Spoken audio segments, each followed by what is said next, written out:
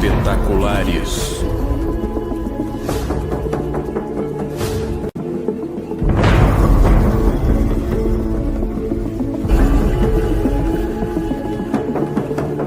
Nossa Terra tem um buraco, um enorme buraco gravitacional, na verdade, e os cientistas estão praticamente perdidos. Certifique-se de que você fique ligado até o final para descobrir tudo sobre o nosso buraco gravitacional. Se você gostar, ficarei galacticamente feliz em receber um polegar para cima e um comentário para mostrar esse tópico empolgante a ainda mais pessoas. Obrigado a vocês, amigos, e sejam bem-vindos!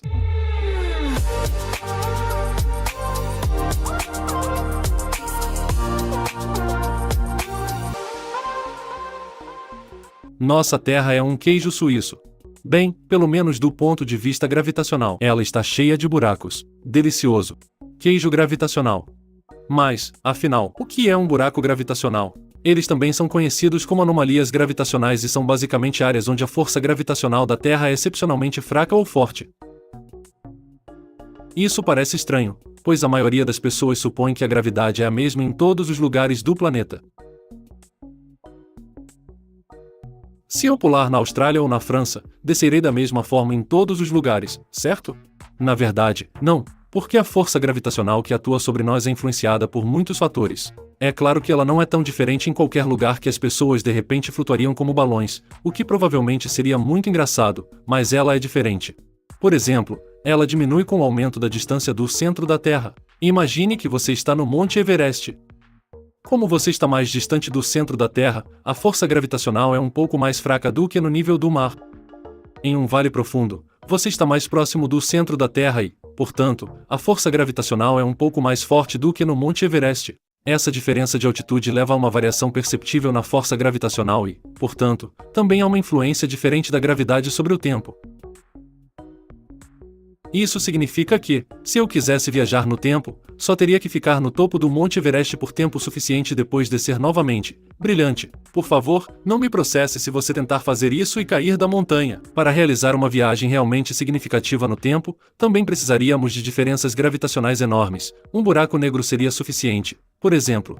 Mas, antes de mais nada, a força gravitacional que atua sobre nós varia, portanto, dependendo de nossa posição na Terra. Por quê? A gravidade é a força que atrai duas massas e as move em direção a um centro comum. Na Terra, a força da gravidade puxa todos os objetos em direção ao centro da Terra. Essa é a razão pela qual permanecemos na superfície da Terra e não flutuamos no espaço. Portanto, é lógico que quanto mais eu me afasto do centro da Terra, menos a gravidade age sobre mim.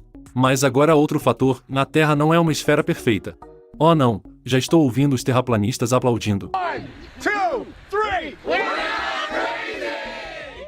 Mas isso não significa que ela seja plana. A Terra tem uma forma ligeiramente achatada devido à sua rotação, o que significa que a força gravitacional é ligeiramente mais forte nos polos do que no Equador. Isso se deve à força centrífuga gerada pela rotação da Terra, que a comprime levemente nos polos ou a faz crescer no Equador. Portanto, a Terra também é chamada de elipsoide rotacional, mas isso, por si só, não explica como podem ocorrer buracos gravitacionais assimétricos. Entretanto, a Terra também não é perfeitamente uniforme em sua estrutura. A composição da crosta, do manto e do núcleo da Terra varia de um lugar para outro. E essas diferenças também podem levar a flutuações na força gravitacional. Por exemplo, uma região com uma crosta mais espessa pode ter uma força gravitacional mais forte do que uma região com uma crosta mais fina.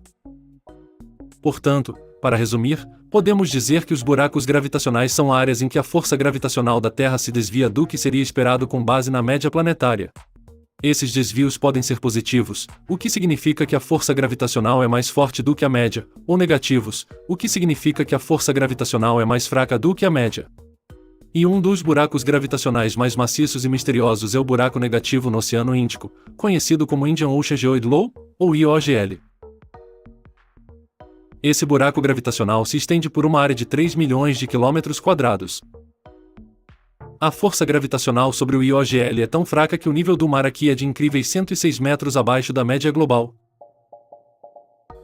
E embora os cientistas já saibam, de forma abstrata, como os buracos gravitacionais são criados, ainda não houve uma explicação satisfatória para esse monstro.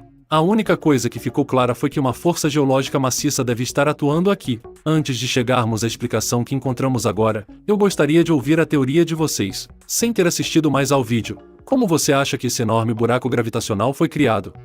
Conte-me suas melhores ideias nos comentários, estou muito curioso para ver se você consegue descobrir. Um novo estudo publicado na revista Geophysical Research Letters parece ter resolvido o mistério. Ele afirma: a causa desse baixo geoide foi intrigante. Várias teorias foram propostas para explicar essa anomalia negativa do geoide. Todos esses estudos analisaram a anomalia do presente e não abordaram a origem desse baixo geoide. Para obter a resposta, precisamos voltar no tempo até 200 milhões de anos atrás. Naquela época, o Oceano Tétis existia entre os supercontinentes da Laurásia e Gondwana. Tanto a Índia quanto a África faziam parte do continente Gondwana. Quando as placas continentais se deslocaram e a placa indiana se separou de Gondwana, ela começou a se deslocar em direção ao continente eurasiano. Em seu caminho, a placa indiana passou pela placa de Tétis, que já fazia parte do Oceano Tétis. Esse processo fez com que a placa indiana subduzisse a placa de Tétis, ou seja, empurrando-a para baixo de si mesma. Obviamente, estamos falando aqui de processos que ocorreram em escalas de tempo muito longas, pois as placas continentais se movem mais lentamente do que eu me movo pela manhã antes do meu quinto café. E isso é muito longo. A placa subduzida de Tétis foi então empurrada cada vez mais profundamente para dentro do manto da Terra. Aqui, os restos fragmentados do antigo Oceano Tétis começaram a afundar lentamente no manto inferior da Terra.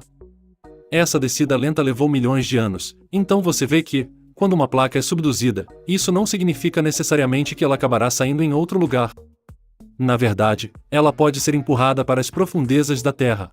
Mas algo já existia lá embaixo, ou seja, a bolha africana. E não se trata de uma espécie de sapo do pântano africano ou algo parecido, embora eu tenha pedido uma vez à inteligência artificial que me mostrasse uma foto dela, como você pode ver aqui, mas uma bolha densa de material cristalizado no manto da África, que tem aproximadamente o tamanho de um continente e é 100 vezes mais alta que o Monte Everest.